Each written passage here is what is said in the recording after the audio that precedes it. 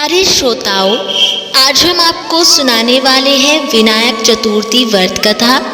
इसलिए इस कथा को ध्यान से सुने, बीच में ना छोड़ें। हिंदू पंचांग के अनुसार एकादशी व्रत की तरह ही विनायक चतुर्थी का व्रत भी एक महीने में 2 बार किया जाता है। एक कृष्ण पक्ष की चतुर्थी पर तो दूसरा शुक्ल पक्ष की चतुर्थी तिथि पर। इस प्रकार हर माह की चतुर्थी तिथि भगवान श्री गणेश जी की पूजा अर्चना के लिए समर्पित होती है और कृष्ण पक्ष की चतुर्थी तिथि को संकष्टी चतुर्थी कहा जाता है और वहीं शुक्ल पक्ष की चतुर्थी को विनायक चतुर्थी के नाम से जाना जाता है। आज 1 अप्रैल को विनायक चतुर्थी व्रत रखा जा रहा है और चैत्र मास शुक्ल पक्ष चल रहा है, तो इस चतुर्थी तिथि को विनायक चतुर्थी के नाम से जाना जाएगा। धार्मिक मान्यता है कि विनायक चतुर्थी के दिन गणपति बप्पा के विनायक स्वरूप की पूजा करने से और व्रत रखने से जीवन के सभी सुख आते हैं और दर्द दूर हो जाते हैं। साथ ही जीवन में आ रही सभी प्रकार की बाधाओं से भी छुटकारा मिलता है और विनायक चतुर्थी के दिन पूजा के दौरान व्रत कथा का पाठ करना भी बेहद ही जरूरी है। तो आज हम आपको विनायक चतुर्थी व्रत कथा सुनाने वाले हैं। विनायक चतुर्थी व्रत कथा इस प्रकार है।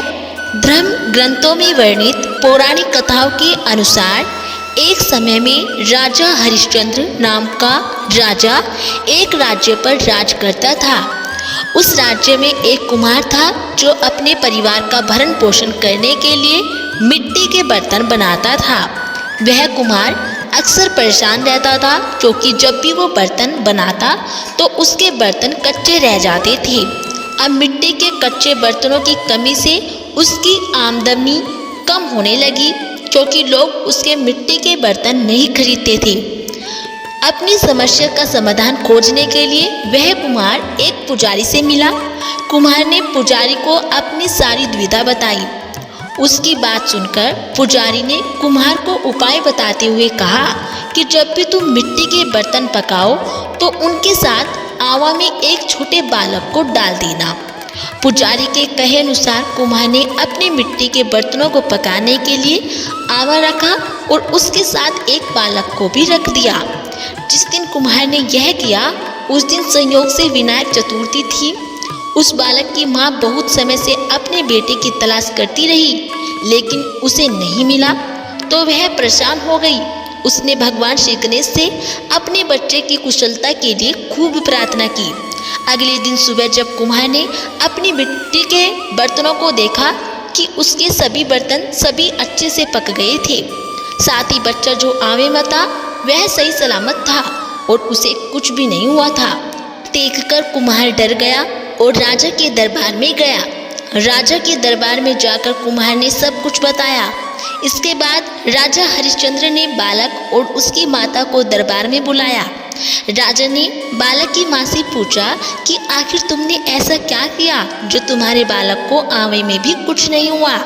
यह सुनने के बाद उस बालक की माँ ने कहा कि मैंने विनायक चतुर्थी का व्रत रखा था और गणपति बप्पा की पूजा की थी। इसके बाद कुम्हार ने भी विनायक चतुर्थी का व्रत रखना शुरू कर दिया और इस व्रत के प्रभाव से उसके जीवन के सभी कष्ट दूर हो गए और वह खुशहाल जीवन व्यतीत करने लगा।